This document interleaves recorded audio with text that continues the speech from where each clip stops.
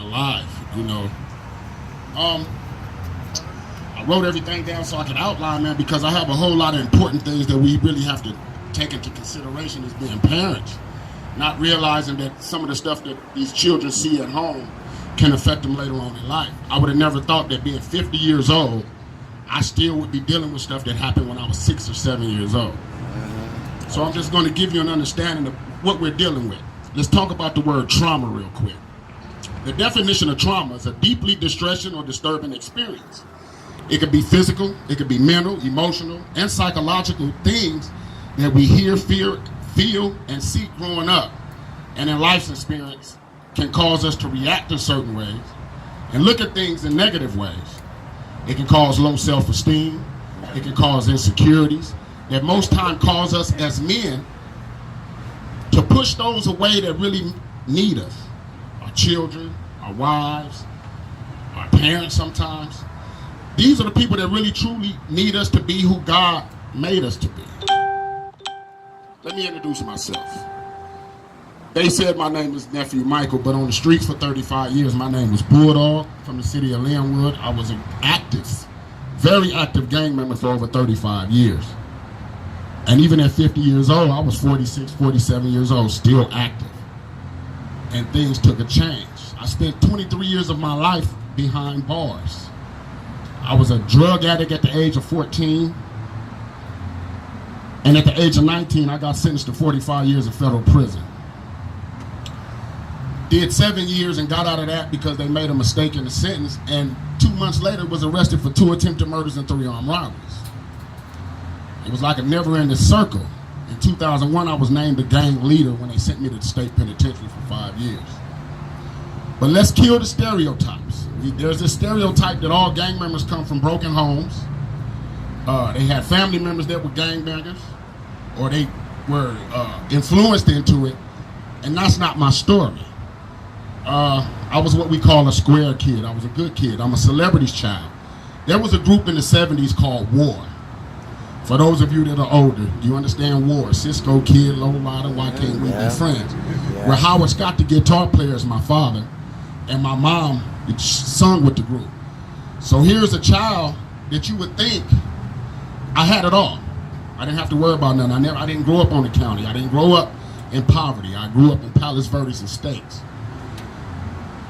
But the thing of it is that sometimes as an adult, we get so caught up in our careers, so caught up in going back to school, so caught up in getting our lives back together, till sometimes we spend a little too much time trying to get our lives back together, and we spend less time with these children. My parents toured all the time, so I was left with my grandparents. Now that was cool because my grandfather's a pastor in Compton.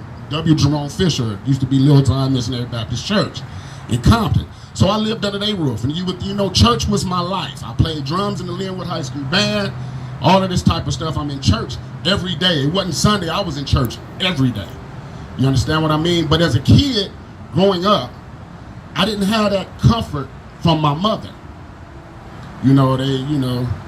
It's crazy how things go on, but for a little boy growing up, boys need men to raise them, but as kids, our first love is our mothers. And for the girls, a lot of times it's vice versa. Their first hero is their father. And without my mama not being there, it left an empty void in my heart. I grew up trying to figure out how come my mama wasn't ever here. Did my mama not want me? So it caused me to have a rejection issue. I was in relationships, 2 marriages broken up. Soon as somebody said, I was cool in a relationship until you start saying that you love me. Because I had that rejection thing with my mother. As soon as you said you love me, I was out of the relationship. I'm out of here. Because how can you love me and my mama didn't love me? And I find myself fighting with that right now to this day. My grandfather spent so much time preaching and helping everybody else and praying for kids and helping them through college, but he didn't have time to really do that for me. So while my mom was being a superstar and my grandfather was being a preacher, I was at home being molested. And nobody knew that. I was at home being touched and abused. And nobody ever knew that. So I grew up angry. I grew up with rejection. I grew up feeling used. I grew up feeling unloved. But I was a good kid. But then I read in the Bible, it says in Psalms 147:3, he heals the broken heart and binds up their wounds. I had to forget my way of thinking now, recently in the last 5 years, because nothing I tried before ever worked. I tried suicide, that didn't work, obviously. I gangbanged for 35 years, that didn't work. But for some reason, thank God that I'm not doing life or dead right now in the penitentiary, so that lets me know that I'm here for a reason. But it's 3 things I had to learn how to do. I didn't believe in God. I was mad at God. Like how I was raised in church and all of this stuff is going on with me. I'm cool. I don't know. You know, it wasn't no God. That's the way I looked at it for years growing up. But then I had to sit back 4 years ago and say, well, you know what? I got to try something different. I done tried everything else and it didn't work. God, I'm still here. I done been shot. I'm still living. You know, I was threatened with life in the penitentiary and I'm free and I'm still living. So I had to learn how to lean on God. I don't know, you know, some people are not into religion or what have you. I wasn't either, but I had to try something. I had to try something. What can take this pain away that I'm going through? I don't know how to love. I don't know how to be nobody's friend because I'm afraid of rejection. I'm afraid to love you because in the back of my mind, I know as soon as I do something you don't like or something to upset you, you're going to turn around and leave me. So I backed off of that. And a lot of times we look at these gangbangers thinking that we're just mean and we're just these killers. Believe you me, 80% of the gangbangers are gangbanging because something was going on where they had to reach out to the street for what they wasn't getting at home. We had money, I had all the gifts in the world, I had all the new clothes and all of this type of stuff. We had Ferraris and Benzes, but didn't nobody love me. I didn't have love. I saw my mama on Soul Train, or she came on Christmas or on holidays. So I grew up real bitter. And if I didn't try God, if I sit back, I say, well, God, I'm too tough to go to church, or I done too much, I done committed murder, I done sold drugs all my life, so I'm like, I don't want to go to church, I ain't ready for that. But then I got to the point to where if I don't do something fast, I might not make it. I have 13 children, ripping and running the streets. So I had to sit back and look like, if I don't try something now, I might not make it. Most of our biggest problems as men is this foolish pride thing that we have going on. We're men. How many men are afraid to open up and talk to others about things that tormented them or hurt them growing up? You don't hear too many men admit that they was molested by not just a woman, but a man as well. Sometimes we have to open up and let our wounds show to try to help somebody else. And a lot of times, stuff that happens that family know about it, they quickly sweep it under the rug. Don't you tell nobody that. You be quiet and you're tearing up generations. Because if I didn't become man enough and didn't trust God enough for me to open my heart and tell you what it's like to be done this way, I may still be tormented inside. You know, when we get a cut on our arm and we put a Band-Aid on it, what happens if you leave a Band-Aid on too long? You accidentally bump into something and it come off. The sore is raw, it's open to infection all over again. Sometimes you got to take it off and let the sun and the air dry it off. Sometimes we have to take the things that happen to us and allow God to use it to help somebody else. When are we as men going to stop allowing not having a father figure or what happened to us in the past to stop us from stepping up and showing these children that they mean something? When are we going to grow up as men and put this spirit of pride down and say enough is enough and start grabbing these children, whether it's yours, mine, or your neighbors like they used to do in the old days? See, in the old days when I was a kid, when you mess up down the street, the neighbors would spank your behind and take you back home and then tell your parents about it, your grandparents about it, you got another issue. These days, these parents can spoil these children. Every time they have a tantrum, you want to say they got ADHD and all of this type of stuff, not knowing that we're pacifying. These children don't even know how to go outside and build a bike anymore because they stay in the house on the computer. When I was a child, we had to go outside. Time to go outside. Go outside and play. Go outside and do something. Now we just sit back and as long as they quiet and they on this, they done lost communication with people, period. Texting and having likes has become a way of communication to us. And we lost with that. In the book of Proverbs 22:6, it says, train up a child in the way that he should go. Now, my mistake was, even though I was gangbanging in and out of the penitentiary, Out of 13 children, I raised all of them. I was a father. Their mothers brought them to the penitentiary to see me. I always went to see my children, and I thought me just being a father was good enough. But what I didn't understand is, when I read this scripture, train up a child in the way that he should go, and when he is old, he will return to it. That works both ways. It's not good enough to just be a father, but I was showing my kids something different.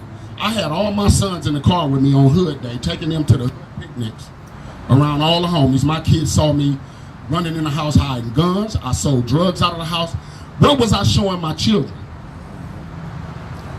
And the day that 2 of my sons ended up going to juvenile hall, that was a wake-up call for me. Because even though I made it out of being shot, I got out of a 45-year prison sentence. I got found not guilty for a crime that could have gave me life in the penitentiary. I got scared. What if my sons and my daughters don't make it out of what I made it out of?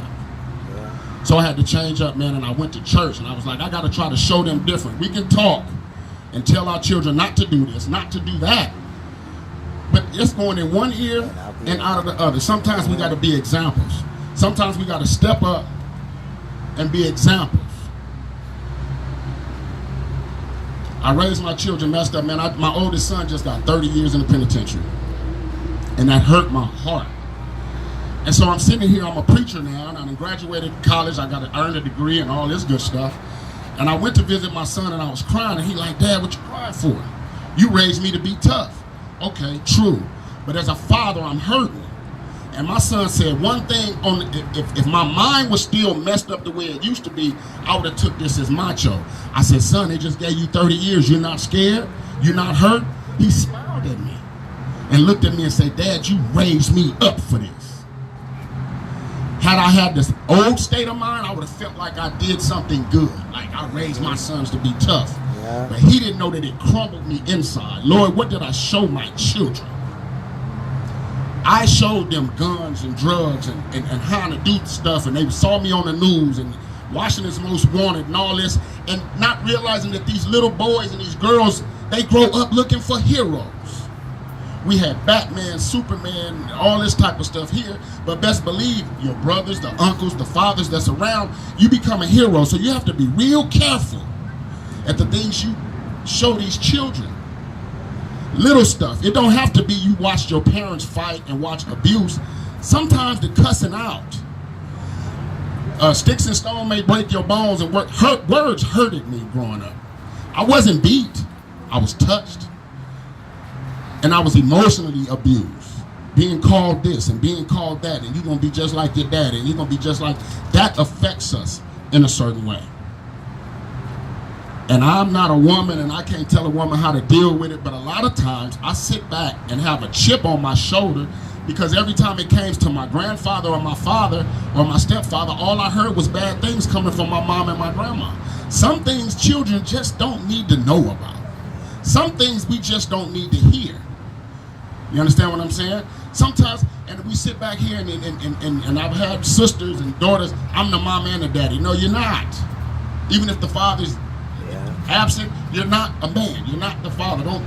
We grow up feeling like we don't need no family structure, and it's tearing us apart. But then again, in the beginning, and I tell men all the time, we have gotten to the point to where we have accepted being looked down and stepped on. But one thing about it, in the book of Genesis, chapter 1, verse 26, God told all those that was around him in the heavens, let us make man in our image, in our likeness. Let them rule over the fish of the sea and the birds of the air, over the livestock, over creatures that move along the ground.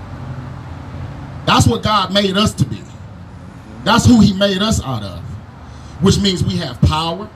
We have the power to protect our homes and instill good things into our children to raise them up to be better men and women. And we have dominion, meaning that we, in so many words, we run this. We're supposed to nourish and raise up these generations, not turn our tails and use what happened to us in the past to cause us to make dumb decisions.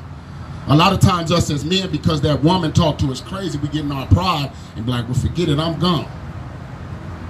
And that pride, that foolish pride, that child, not just that child, but the children around them and the children around them need us to step up as men and be fathers. It's time for us to stand up, especially in these times. It's time for us to stand up. It's time for us to show these children that our vote counts. We do have a voice out here. And for the men, man, and for the women who have children and they don't have a male figure, man, it's time for us to step up, grab these children's hand, hug them, let them know that we're here for them, that we love them, that they mean something, and it's a future for them. Because like I tell my little homeboys now, I say, I wasn't your friend back then when I was doing all these drive-by shootings. I thought I was. But what kind of friend would indulge or encourage you to do something that's going to end up having you locked up in prison for the rest of your life or dead? I put my children on the back burner for a hood that I don't even own nothing in, just to watch my friends die and watch their children on the front row crying. And all we do is the homeboys just put a t-shirt on, go home and get drunk, and we continue with our lives. Our lives, young men, are worth more than a t-shirt. Our lives mean much more than that. A person that encourages you to do something that can kill you or put you in the prison for the rest of your life is not your friend. Men, I'm glad to be here to be able to talk to you. It's time for us to stand up. It's time for us to come together. I had a dream recently that the Bloods and the Crips cease fire. I had a dream that the Hispanic gangs stopped what they was doing and we quit having these racial wars. And we were able to start walking around and raising up each other's kids. It's time to build a nation. We don't know what's going to happen in the next 10 years with the things that's going on with this government now. And I'm just trying to encourage, believe you me, don't give up on them or what have you, but we have to watch how we raise these children. It's called planting seeds. We got to plant all positive seeds even when we feeling negative sometimes because it affects them. Yeah. The arguments in the house and the name callings, that touches us in certain ways. You know what I mean? And it was God that got me over the hurt and the trauma of being molested and raped and all this type of stuff growing up. That's what got me through. I don't know what may get you through, but I'm telling you, we got to stick together these days. And we got to learn, we got to step up as fathers, man, and as men, and grab hold to our community and raise them. God bless y'all. I'm done.